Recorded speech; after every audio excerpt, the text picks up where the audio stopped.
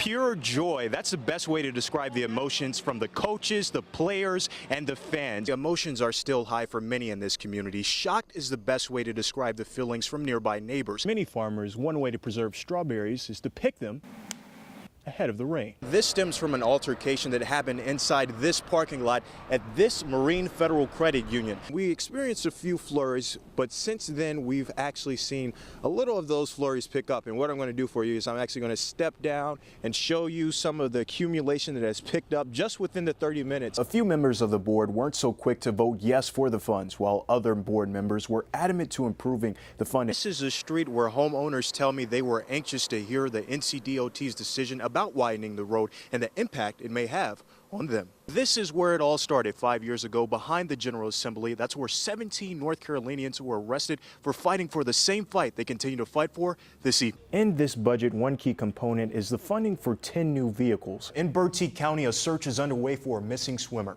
A 20-year-old man went missing around 3:45 Friday afternoon. President Trump is claiming victory after a U.S.-led attack on Syria's chemical weapons program. Police officers in Baltimore are recovering tonight after being exposed to fentanyl during a drug bust. East Carolina welcomed home former ECU wide receiver Justin Hardy on Saturday. It was a walk with a purpose today in Greenville. The North Carolina chapter of ALS, or Lou Gehrig's disease, held their 18th annual walk to defeat ALS. At least 75 people are dead after a tropical storm blows through the Philippines. A pet owner is mourning the loss of his beloved dog Alejandro. The advocates gathered in Greenville yesterday for National Wear Orange Weekend. Well, that's definitely nice. It's like every time we watch it, the pictures that the viewers send in, it gets better and better every time. I was really rooting for the Pirates to win, but it's not the end of the world because the forecast is looking great. Oh, the forecast is looking great. It was a very late night for ECU baseball fans as weather delayed the ECU South Carolina game by 4 hours last night, but they were able to get a game in as the South Carolina Gamecocks come in and steal a game against the Pirates. The Women is really a good place to be if you want to stay out of trouble. On any given afternoon, you can catch Chris Moore here at the Woodman Center with his friends on the court for a pickup game.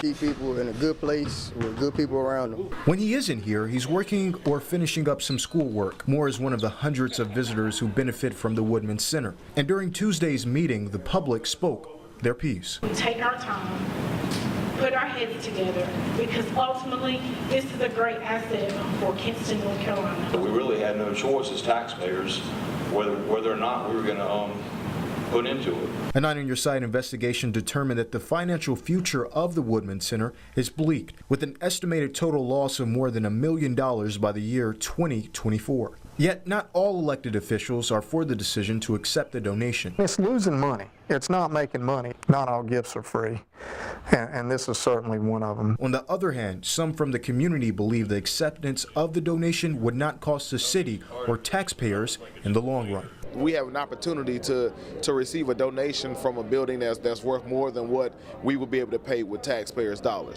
I keep looking over there expecting him to walk out any time for us to see him. It's a painful sight for many inside this small neighborhood as they try to remember the man who was known as Melvin Tyson. All the kids, the boys, the girls, all of them just love Melvin. We have cried. With heavy hearts and tears, their memories of Melvin Tyson will be unforgettable. It was just a joy to see him outside and walk out and talk to him, or he come over and we talk. He was just a good neighbor, he was a good friend, and he was a good man. Ann Johnson grew up with Tyson and for the past 3 years has served as his neighbor. There's not anything bad I can say about him. My kids have cried all day.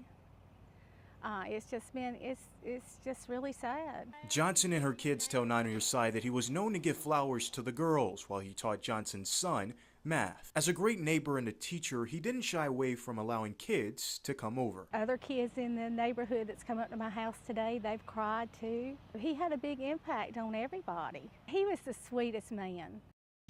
The only time you're going to get fresh strawberries in Eastern North Carolina, so please come pick strawberries during that 6 weeks. It's the perfect time for strawberry lovers across the East. The strawberries are a fresh fruit.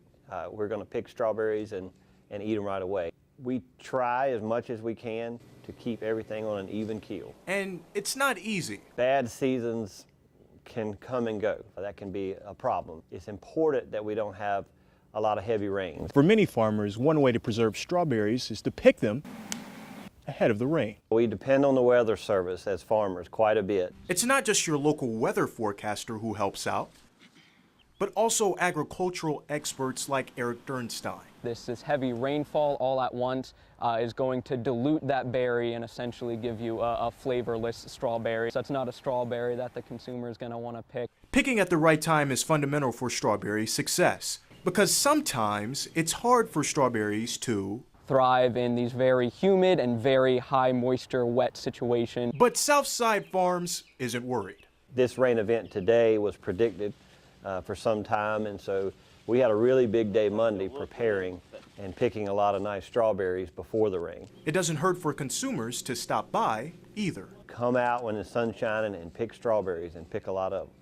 Rylan Kelly likes typical 7-year-old stuff, but she devotes her time to Jade's journey. And while her classmates are busy with after-school activities, she's running a business built to uplift others and spread positivity. Hold on, let me go a little bit more. I can do all things through Christ who strengthens me, Philippians 4:13. It's a Bible verse this 7-year-old lives by. And don't let her age fool you. It feels really good to be at this age and you're doing this business. For the past year, this is the reality for one young entrepreneur on a mission. That mission to empower young girls across the world. It makes me feel happy. It's good to help out, and it's good to see how the bow is made. That's right, like most of us, she needs a little help to make her dreams come true. And to do that, she needed a why. She came up with the business venture to introduce parents and kids to the importance of faith, but also kidpreneurship for youth across the world. Every child has a different calling. They have different gifts and talents. April Kelly is the co-founder of the business, and more importantly, Rylan's mom. Seeing her grow and take on what we value so much in small business and entrepreneurship. The Kellys are starting off early. They see why finding your gift and developing a strong work ethic is key. I want you to start thinking about how you can impact the world. Trying to teach them is, if you want to do it, do it. You can do it. Rylan's father is a driving force for her decision to create Jade's Journey. Within the African American community, you don't see a lot of owners, or entrepreneurs or people that start up businesses. Which is why now is the time to teach her and her younger sister critical life lessons. Never too early to think about how you want to be a change maker. How can you change the world?